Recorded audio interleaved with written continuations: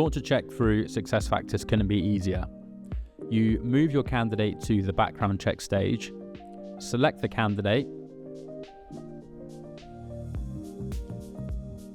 select Take Action, initiate background check, press Confirm. The candidate will then automatically get notified via email.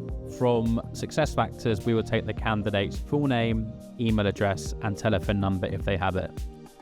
This is a real benefit as you will get to have all of your background checking within one place and have it all centralized, meaning that as a recruiter, every single part of the hiring process from the first application to offboarding can be managed within SuccessFactors.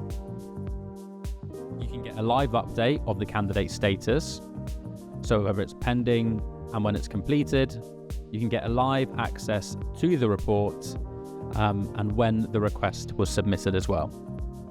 You can also request background checks from the Zinc main platform. This could be beneficial for single candidates or for also if you are uploading a bulk volume of candidates at the same time.